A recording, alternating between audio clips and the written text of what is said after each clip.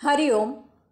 योगदास श्री जय गणेश जोशी लिखित श्रीकृष्ण रुक्मिणी भाग 2.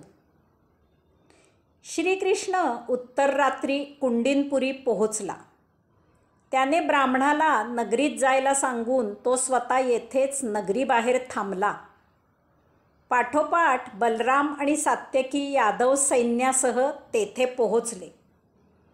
कुंडनपूर नगरी दिव्यांनी उजळत होती. हजारो राजे तेथे अगोदरच आले होते. भीष्मकाने त्यांची चोख व्यवस्था केली होती. अल्पावधीत जरासंध आपल्या सैन्यासह तेथे दाखल झाला.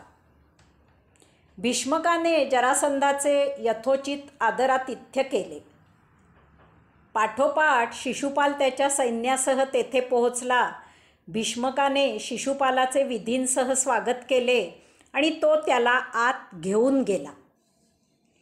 ब्राह्मणाची वाट पाहत असलेल्या रुक्मिणीला काही शुभसंकेत मिळू लागले.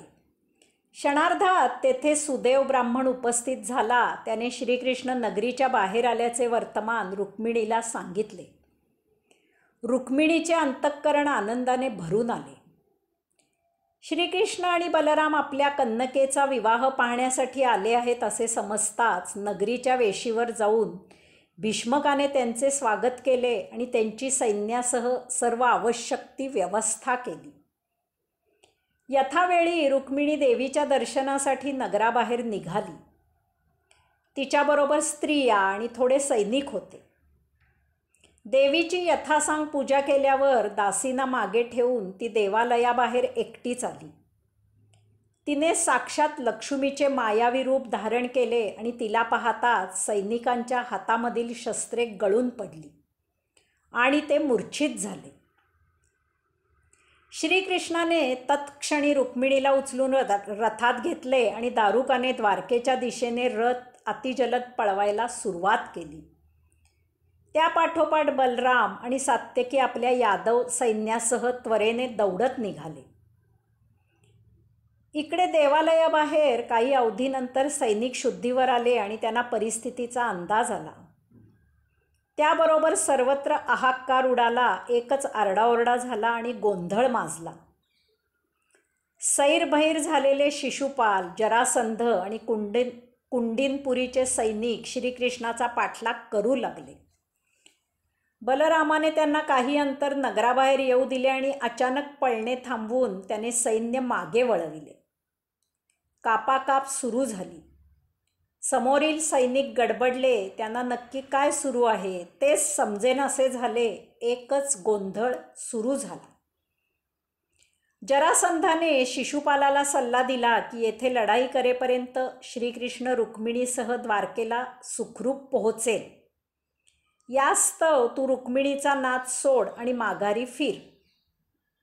त्याप्रमाणे शिशुपाल, जरासंध यांनी सैन्य माघारी वळवले आणि ते आपापल्या देशी निघून गेले. रुक्मीला जेव्हा हे समजले तेव्हा त्याने सर्व राजांसमोर प्रतिज्ञा केली की आज तो श्रीकृष्णाला ठार मारून आपल्या बहिणीला परत घेऊन येईल. तसे न झाल्यास तो पुन्हा कुंडिनपुरीत पाऊल टाकणार नाही. शस्त्रसज्ज होऊन तो रथावर आरूढ झाला आणि त्याने सारथ्याला सांगितले की जेथे श्रीकृष्ण असेल तेथे रथ घेऊन चल. शिशुपाल, जरासंध विरुद्ध बलराम, सात्यकी यांच्या युद्धाकडे न पाहता त्याने श्रीकृष्णाचा पाठलाग सुरू केला. रथ श्रीकृष्णाजवळ आल्यावर त्याने अहंकाराने श्रीकृष्णाची निर्भत्सना सुरू केली आणि श्रीकृष्णाला युद्धाचे आव्हान दिले. प्रथम रुक्मीने श्रीकृष्णावर बाण सोडले. श्रीकृष्णाने ते बाण स्वतःच सामावून घेतले आणि तीक्ष्ण बाण मारून रुक्मीचे धनुष्य तोडून टाकले. पुढे रुक्मीने जेवढी धनुष्य आणि शस्त्रे हाती घेतली तेवढी सर्व श्रीकृष्णाने तीक्ष्ण बाण मारून तोडून टाकली. शेवटी रुक्मी वल्गना करत हाती ढाल तलवार घेऊन श्रीकृष्णावर धावून आला. श्रीकृष्णाने त्याची ढाल तलवार छिन्न विछिन्न केली. मग स्वतः हाती तलवार घेऊन श्रीकृष्ण त्याला ठार करण्यासाठी त्याच्या अंगावर धावला. त्याचबरोबर रुक्मिणीने श्रीकृष्णाचे पाय धरले आणि तिने भावाच्या प्राणांची भीक मागितली. श्रीकृष्णाने त्याच्या प्राणांचे अभय दिले.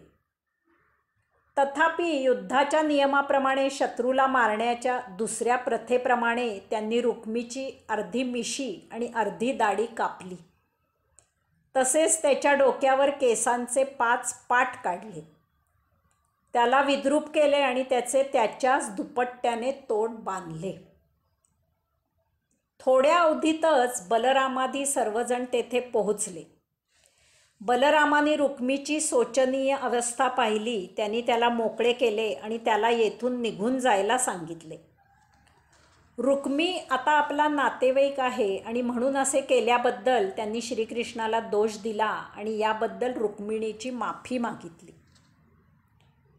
रुक्मी आपल्या प्रतिज्ञेप्रमाणे कुंडिनपुरी न येता बाहेरच राहू लागला. तो जेथे राहिला तेथे यथाकाळी भोजकट नावाचे नगर वसले. भागवतकारांप्रमाणे श्रीकृष्णाने द्वारकेत मोठ्या दिमाखात सोहळा करून सर्वांना निमंत्रित करून मोठ्या थाटात रुक्मिणीशी विवाह केला.